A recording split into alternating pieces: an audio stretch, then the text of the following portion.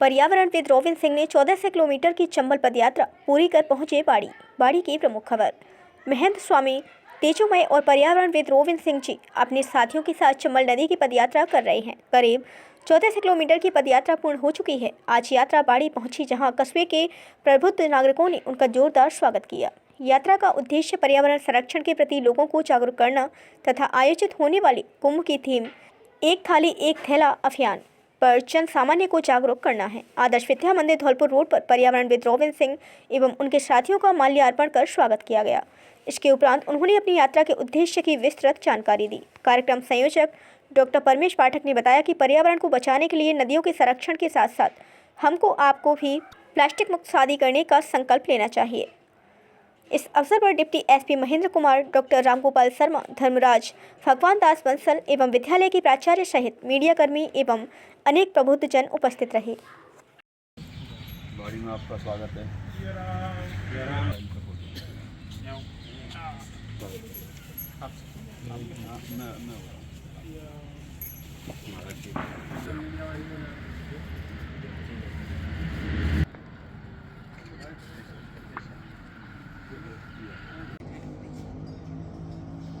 दो अक्टूबर को यानी कि 60 दिन पहले हम सब ने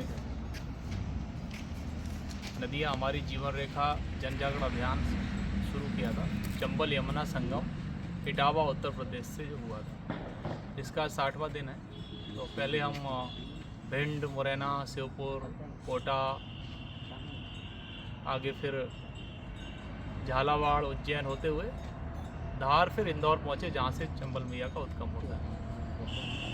वो एक पहाड़ी है जाना पाओ, जहाँ भगवान परशुराम का जन्म स्थल भी है। तो वहाँ से 7.5 नदियाँ निकलती हैं, उनमें से चंबल भी है। तो चंबल आकर के सबसे बेकराल रूप लेती है। बाकी छोटी छोटी नदियाँ हैं वो वहाँ जा कर के कोई कहीं से होकर, कोई कहीं से होकर के चंबल में ही आके मिल जाती हैं, या फिर अन्य नर्मदा जी की तरफ भी चली जाती है। तो ऐसे करके 1600 कुछ किलोमीटर तक की दूरी तय हुई है। तो यहाँ बाड़ी पहुँचे राजस्थान। इसके बाद 7 दिसंबर को इस अभियान के अंतर्गत चंबल नदी की परिक्रमा को हम पूरा करेंगे, जो चंबल यमुना संगम के दूसरे साइड होगा, जहाँ भारेश्वर मंदिर है, इटावा जिले में पड़ता है।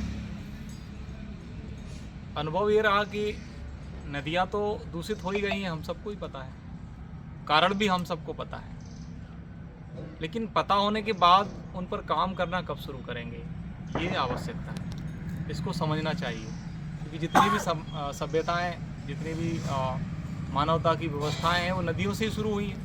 आपने पढ़ा होगा, देखा होगा, सुना होगा, हड़प्पा घाट की सभ्यता हो, या फिर सिंधु घाटी सभ्यता हो, या बनास नदी की सभ्यता हो, तो मानवता का सृजन ही नदियों से हुआ है। तो वही हमारे लिए जीवन दायिनी रही हैं, वही हैं और वही रहेंगी भी। कोई भी पर्व हो, कोई भी तीज त्यौहार हो, हम नदियों को पूजते हैं। चाहे अभी कुंभ का आयोजन हो रहा है, तो जनवरी में महाकुंभ का आयोजन हो रहा है उत्तर प्रदेश में, तो वो भी नदी के किनारे ही होना है। माँ गंगा में सब लोग पर्व लेते हैं, डुबकी लगाते हैं। तो नदियाँ जब दूषित हो जाएंगी तो फिर हम अपने त्योहारों को कैसे मनाएंगे? अपने जीवन को आगे बढ़ाने के लिए जल कहाँ से लाएंगे? अभी जब भूगर्भ जल खत्म हो जाएगा, जैसे कोरोना के टाइम ऑक्सीजन का क्राइसिस हम सब ने देखा था, ऐसे ही जल का संकट भी पूरी दुनिया को एक दिन देखना पड़ सकता है, यदि हम उसके प्रति जागरूक नहीं हुए तो ये विषय है। तो ये जन जन तक पहुँचे, यही उद्देश्य है। इसी के लिए चंबल नदी को मैंने चुना, क्योंकि वो स्वच्छ नदी है और वहीं से अभियान शुरू किया जाए। तो अभियान तो निरंतर जारी रहेगा, लेकिन ये यात्रा 7 दिसंबर को चंबल नदी की जो परिक्रमा है वो पूर्ण हो जाएगी। तो सबसे यही निवेदन है कि अपने जल स्रोतों को संरक्षित करने के प्रति एक बार संवेदनशील होइए।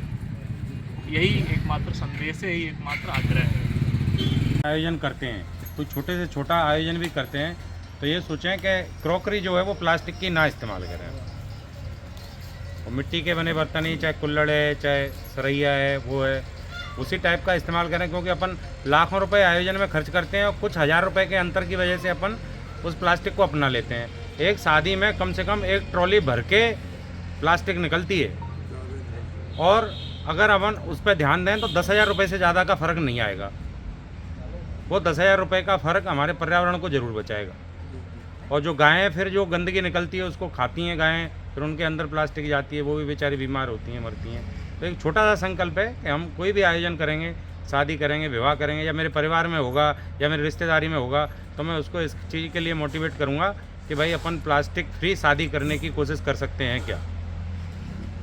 तो ये ऐसा एक संकल्प अगर सब लेने का प्रयास करेंगे तो इससे समाज में बहुत बड़ा बदलाव आएगा। शुरू किए या जो प्रयास शुरू किया है ये वास्तव में बड़ा सार्थक प्रयास है, क्योंकि हम और आप इतिहास में जहाँ भी पढ़ते हैं तो नदियों के किनारे पर ही मानव सभ्यता विकसित हुई है और उन नदियों को ही हम बर्बाद कर रहे हैं, लेकिन उसमें आम जनता की ज़्यादा भागीदारी नहीं है। कारण ये है कि कहीं भी वेस्टेज जाता है कारखानों का, वो भी सरकार की जिम्मेदारी कि उसमें नहीं जाए, या वो प्रॉपर साफ़ होकर जा रहा है या नहीं जा रहा है। दूसरा, ये सीवरेज का पानी ये सब नदियों में जाता है, कहीं भी जाए वहाँ, तो उसको भी सरकार को ही रोकना चाहिए ना। हम लोग तो ये जो संकल्प डॉक्टर साहब ने कहा कि प्लास्टिक बिना शादी करेंगे, ये बहुत अच्छी पहल है और हमको सबको आपको ये संकल्प लेना चाहिए। महाराज जी इतना बड़ा काम कर रहे हैं, इनके लिए समाज की तरफ से बहुत बहुत धन्यवाद। बाड़ी में पधारे, आपका स्वागत, आभार। तो हमारी वीडियो पसंद आई हो तो लाइक, कमेंट व शेयर करें और ऐसी ही वीडियोस को देखने के लिए आप हमारे YouTube चैनल BBN भव्य वसुंधरा न्यूज को सब्सक्राइब कर बेल आइकन को प्रेस करें।